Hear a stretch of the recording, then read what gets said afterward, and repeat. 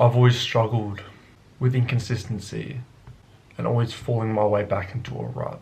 I have those times when I'm deeply motivated and I just want to get things done. I'm training hard, working out, being productive, trying to have a good day, fill it up with different things.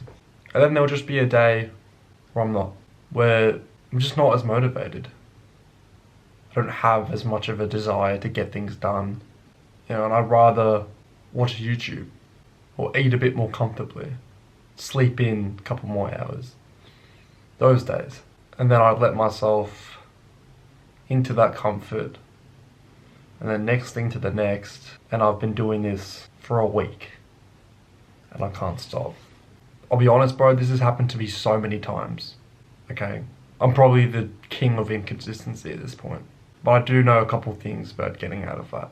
The first thing that you need to do if you want to get out of your current position, get out of that rut that you've had, is to have an awareness of your current position, have an awareness and a desire to change.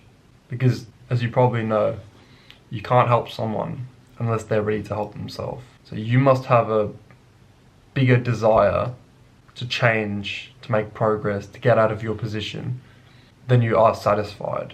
Number two is you must accept the responsibility.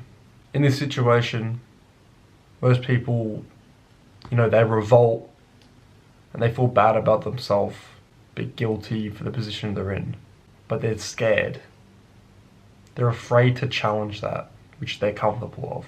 They revolt away from that uncomfortable feeling that you get when you accept and you realize that your current position is your fault. That guilt, that pain, that anger is too great for them. But I need you to try and embrace that discomfort, because that's the only way we're going to change, is if we address the problem. Once you accept that responsibility, that it's all your fault, you can begin to change. But you need to feel everything. You need to embrace all of that emotion that you've got, the negative everything, okay? Because you need to channel that in the direction of change. You need to channel all of that emotion into dissatisfaction with your current position. You need to have a fire inside of you that's fueled to get out of position you're in. That dissatisfaction is what will fuel the fire inside of you and that desire to make a change. Bro, you need to know that this is not going to be fucking easy, right? It's going to be difficult. It's going to get painful. You might cry. It's going to be very uncomfortable. And you're not going to be used to it. If you push through, you will see that you feel so much better than you did before. Okay, so keep pushing. The next thing we need to do is we need to devise a plan. Now, most people will go into it and they'll set something that's unrealistic, right? Their expectations and standards are way too high. And you know what happens? They fail.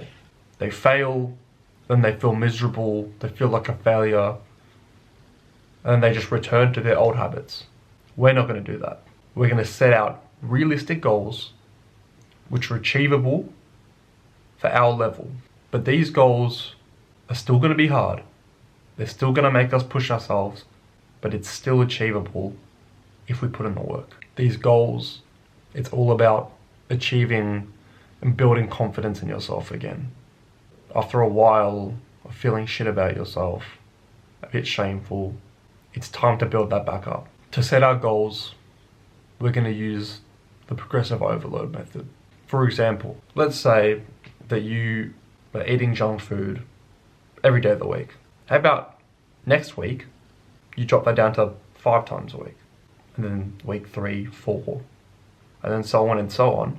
And then by the time 2 months or something comes around, you don't have any junk food at all. I think it's a really powerful method because you're seeing week to week progress. However, if you cut down from 6 times a week to 5, it still satisfies that craving, but you're learning to slightly reduce that.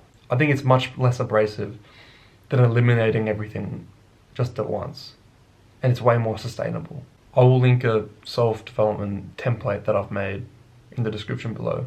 So I hope that helps. And the last thing we want to do to make our progress even better is to have an identity change. Let me ask you a question. Which guy is going to get more fit? The guy who says that he's an athlete, or the guy who's trying to get in shape, trying to get fit? The athlete, right? That's because he's not trying to do anything. He knows who he is, and he sticks to it. The guy who's trying to be healthy, he's still going to be tempted by that junk food. The guy who calls himself an athlete is not even going to look in that direction because it doesn't associate with him and his new identity. I think this is a really good way to change your mindset when you approach these things, these habits. That's all for this one, bro. God bless and have a lovely day.